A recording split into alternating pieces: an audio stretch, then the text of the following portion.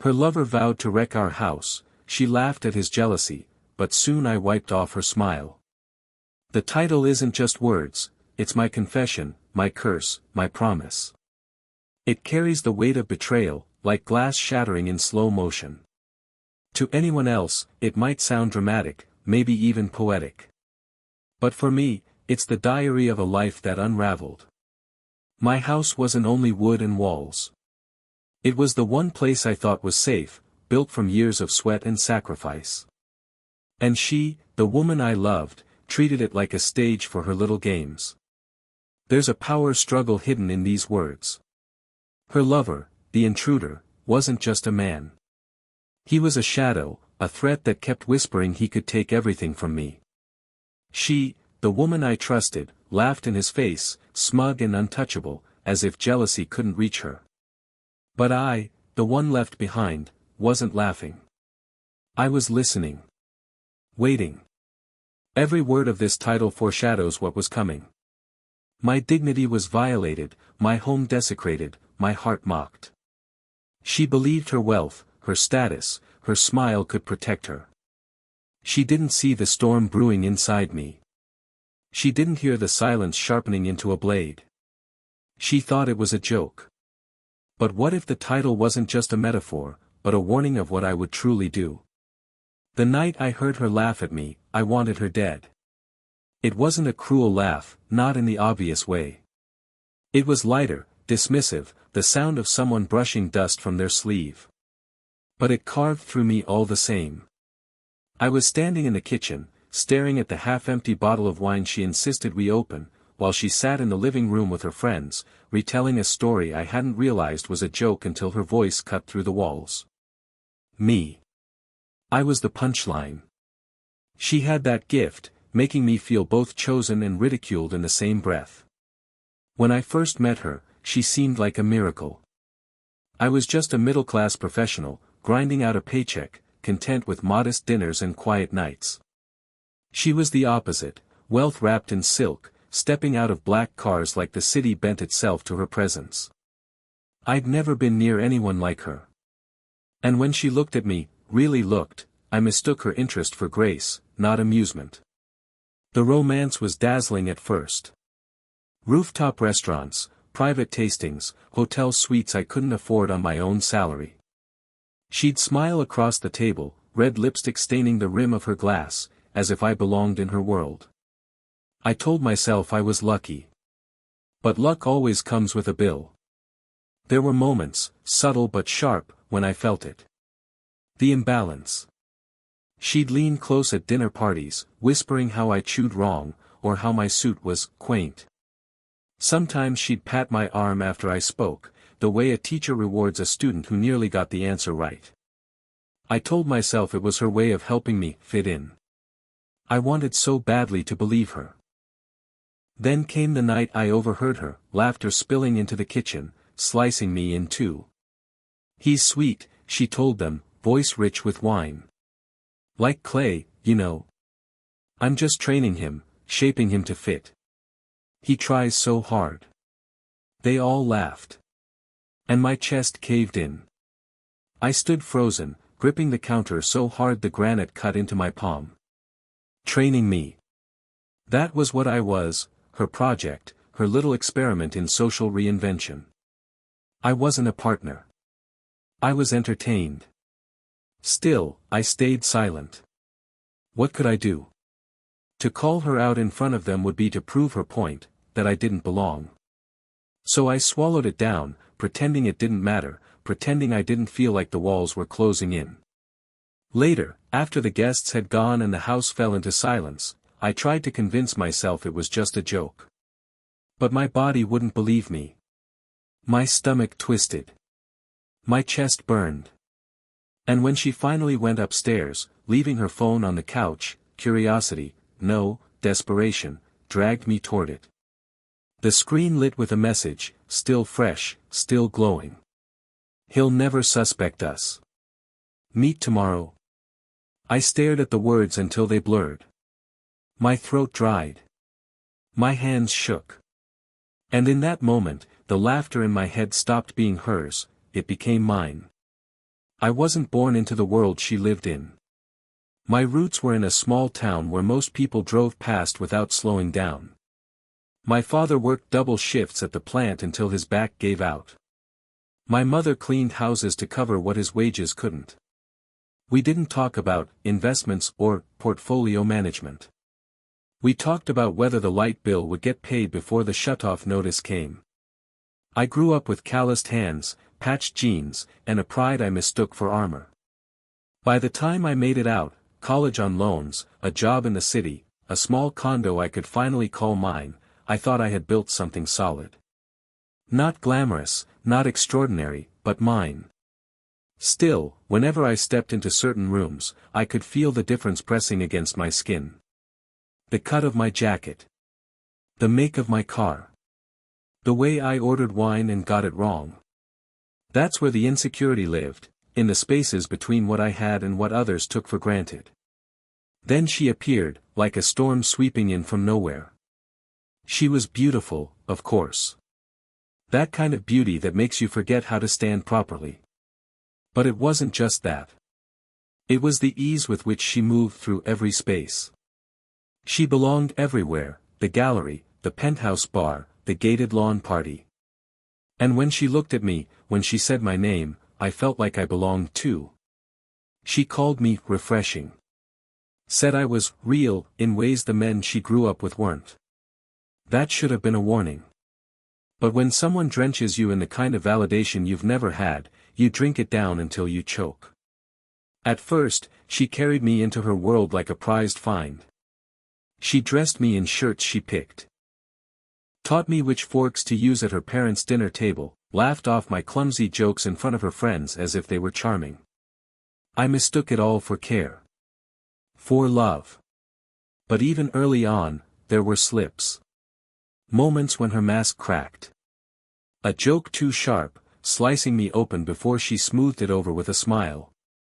A phone call taken in another room, her voice too low, too urgent. A business trip to Miami with no explanation, no photos, no stories when she returned. I noticed. Of course I noticed.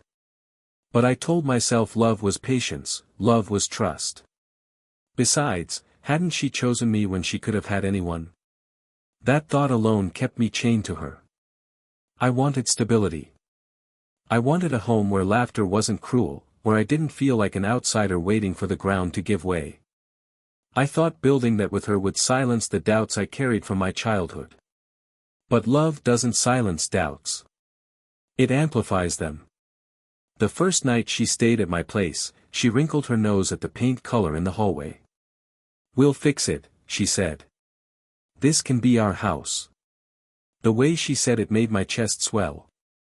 It was as if she was claiming me, folding me into her empire. I didn't realize, then, that she meant it as a conquest. Months passed, and the warnings piled higher. Whispers of names I didn't recognize. A hotel charge that didn't fit her travel story. Her friend's smirks when I walked into the room. I kept swallowing it all, convincing myself I was paranoid, insecure, ungrateful. Until the night the truth refused to hide. She'd left her laptop open on the couch, mid-email, when she went upstairs to shower. I wasn't snooping. Not at first. I just went to close it. But the screen glowed, and curiosity is a beast you can't starve forever. One click. Just one. That's all it took. The folder was labeled innocuously, "Weekend." I opened it. The photo hit me like a fist. Her body, unmistakable, tangled in white sheets beside a man I'd never seen. His arm draped around her waist, her smile wide and wicked. And beneath the image, a caption typed in bold letters. "Our house is next." My heart stopped. My skin went cold. And in that frozen silence, I realized the life I thought I was building wasn't mine at all. The photo never left my mind. Even after I closed the laptop, even after I deleted the image from the screen, it burned into my skull like acid on glass. I tried to tell myself there had to be some explanation, some twisted misunderstanding. Maybe it was old. Maybe it was a joke. Maybe the caption, "Our house is next," didn't mean what it sounded like. But every excuse crumbled as soon as it formed. I knew the truth before I admitted it aloud. She was cheating. And not with just anyone. The man in the picture was someone I recognized, though it took me a moment to place him. A face from her charity galas, always lingering a little too close to her champagne glass. A trust fund heir, son of a family that practically owned half the skyline. I had shaken his hand once.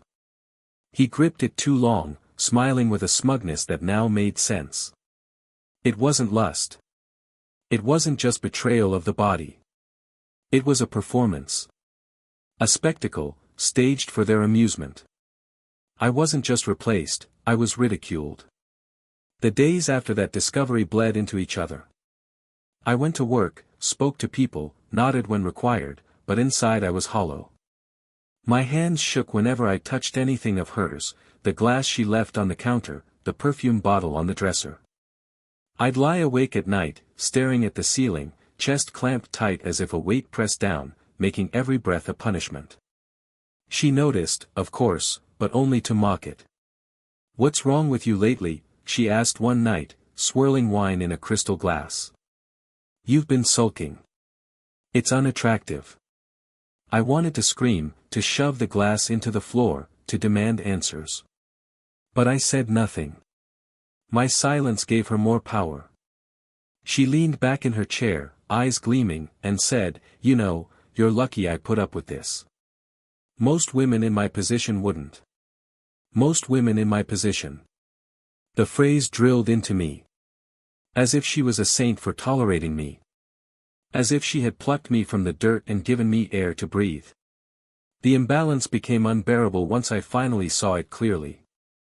The way she controlled everything, what we ate, where we went, who we saw.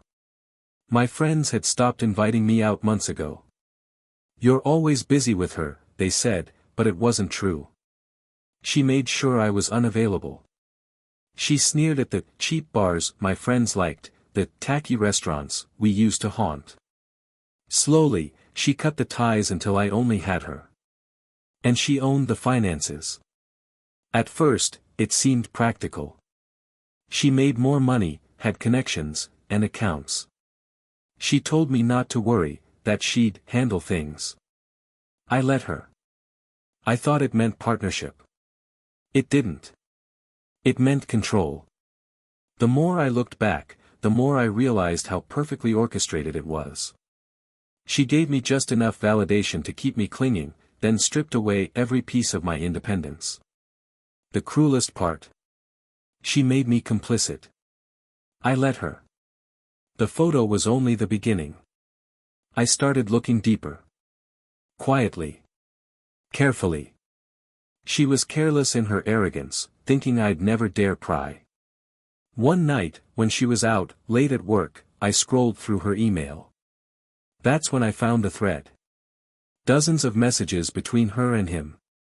The words made me nauseous. "Loved watching him try last night. He thinks he belongs, adorable. Let's do it again at the house. Soon." Every message dripped with mockery. They weren't just having an affair. They were laughing at me. My home was their stage, my life their punchline. I couldn't eat. I couldn't sleep. My body was shaking constantly, a tremor I couldn't control. Some nights, rage boiled up so hot I thought my chest would split. Other nights, I collapsed into numbness, staring blankly at the wall for hours. But the final blow hadn't landed yet. That came later. It happened when I tried to pay a bill, something small, forgettable.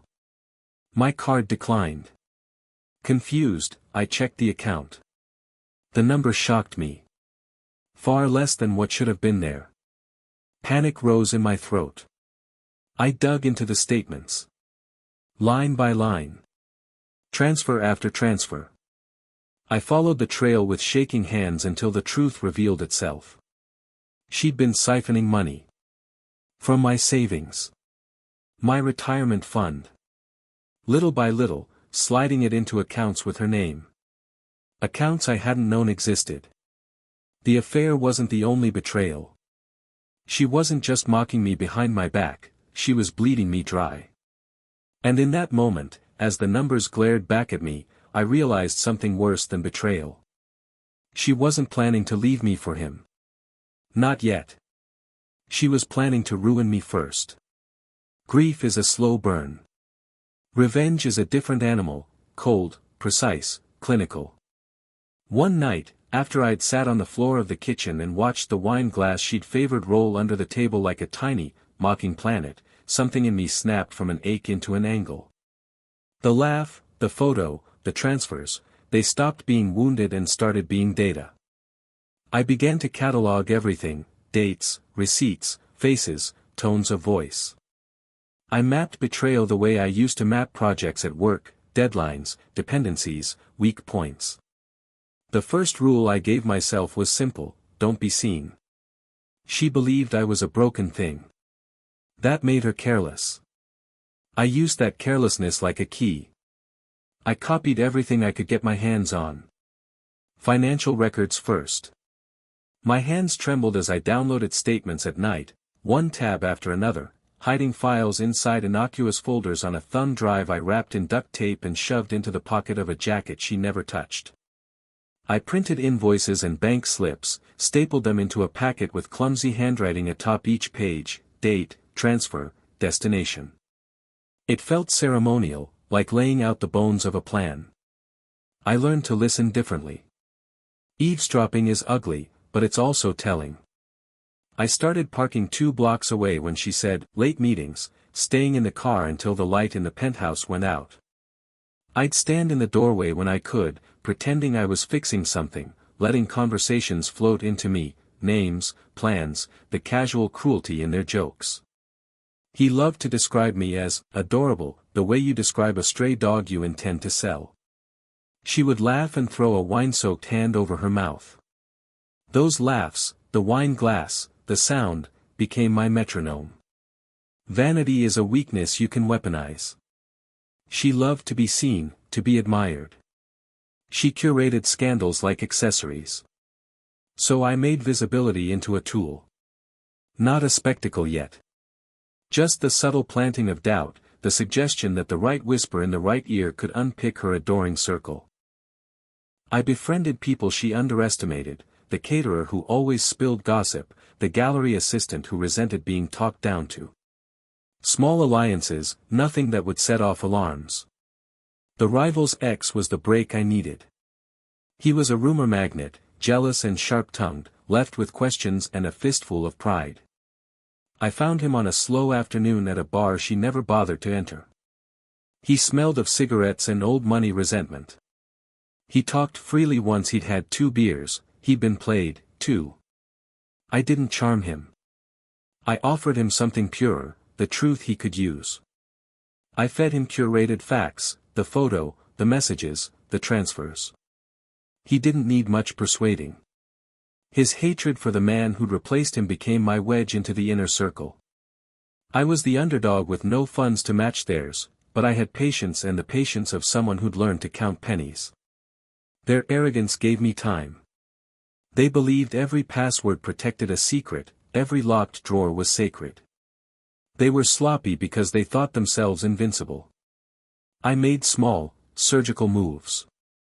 I set 2 email accounts to forward certain threads to the packet I'd already compiled. I copied meeting invitations and calendar entries. I learned the rhythm of her exits and entrances.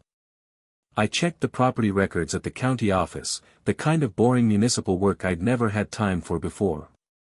It felt absurdly intimate, watching the ledger that held the deed to my own home, the numbers printed in state ink like the last honest things in my life. And then there were the symbolic things I kept close: a torn receipt from the night she first told me we would renovate my hallway, a shard of the wine glass she broke the night she mocked me, a mirror from the hallway I'd once glanced into and not recognized the man I'd become. I carried them like talismans. They kept me human. They reminded me what was at stake. I dosed my interactions with her carefully. I was quiet.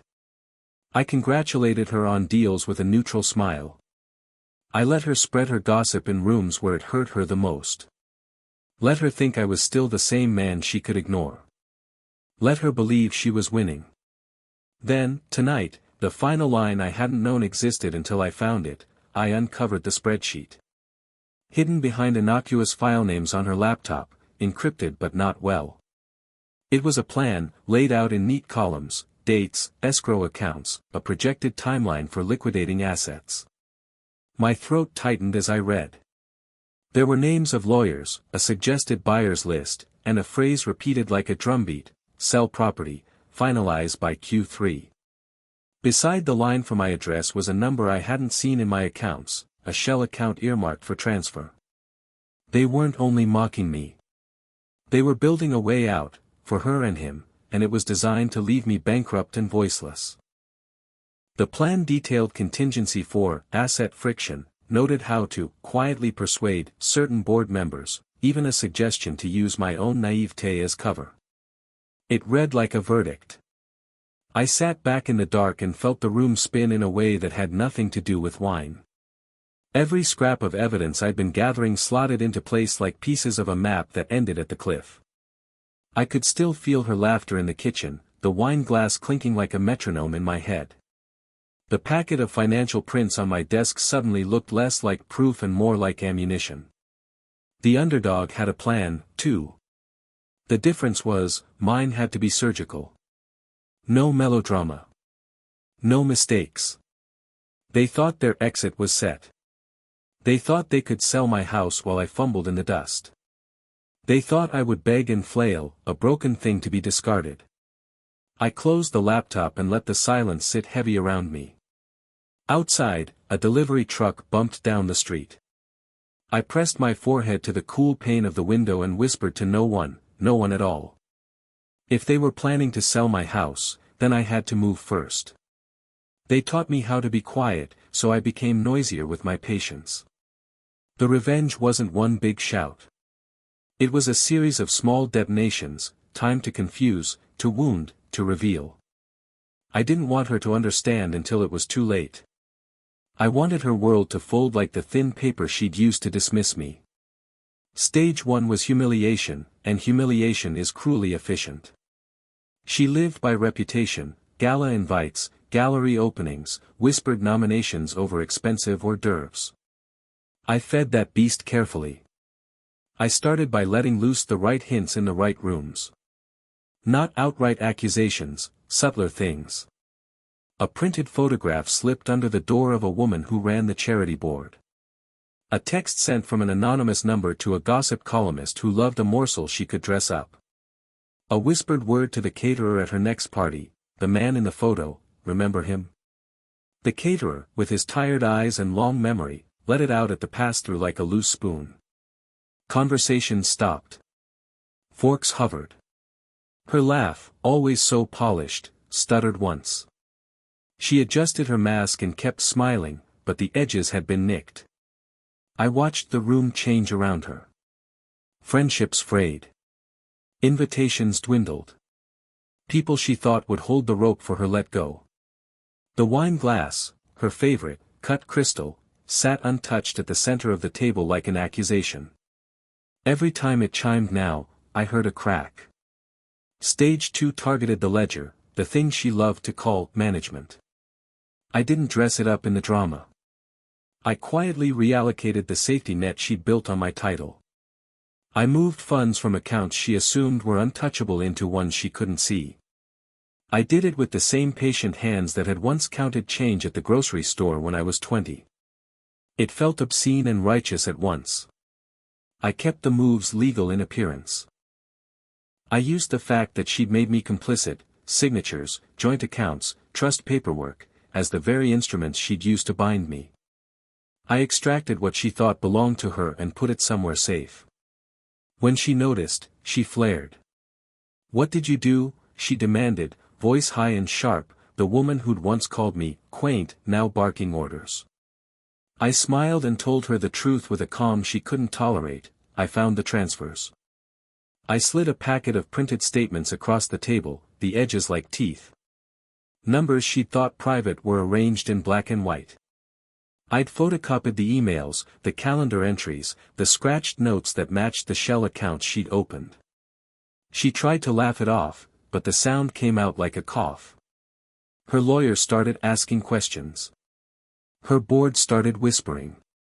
The accounts that once glittered in her life suddenly required explanations she couldn't give without dragging the lover's name into the open. I never made threats. I let the evidence do the cruelty for me. Stage 3 was the most delicious, the unraveling of alliances. She'd always believed loyalty among their class was transactional and flimsy. She'd been right, and I used it. I leaned on the jealous ex until his resentment boiled into action. I baited the lover with a gift wrapped in his own arrogance. I didn't break them together, I made them break each other. I arranged a meeting, for her and him, not knowing the true choreography I'd set.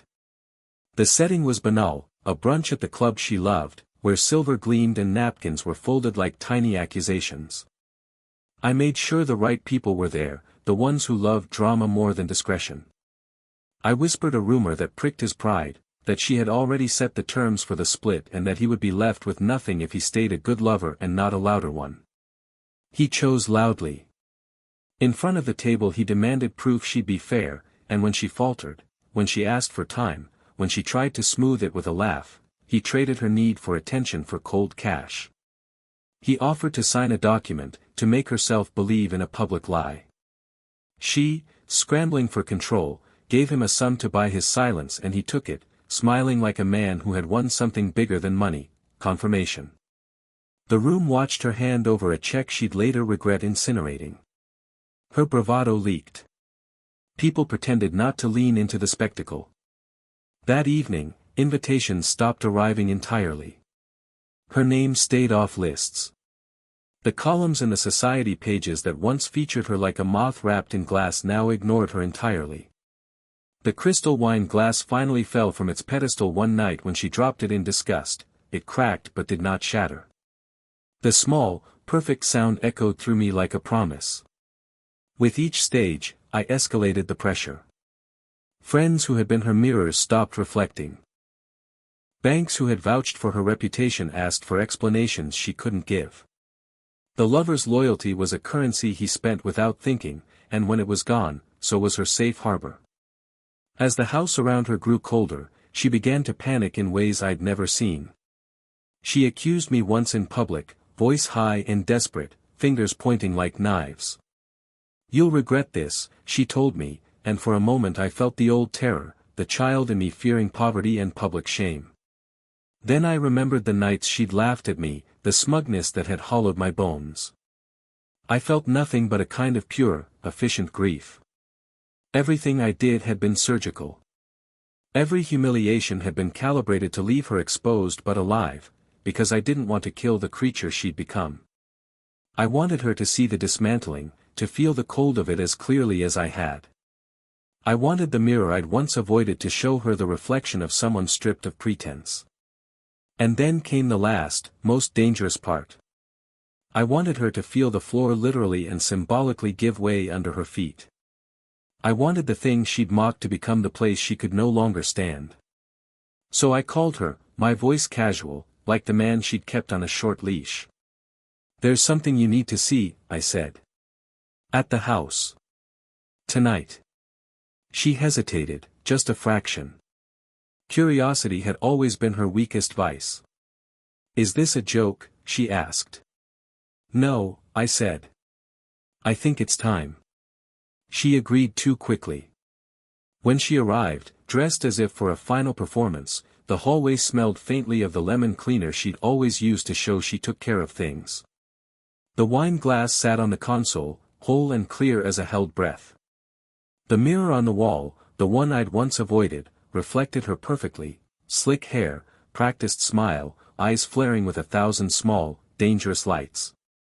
I stood at the threshold and watched her, my hands empty, my packet of proof tucked into the jacket I'd taken off and laid across a chair.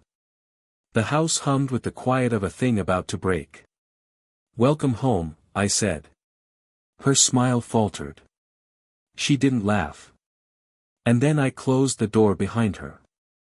When it was done, there wasn't any fire. No explosions, no shouting matches echoing through the walls.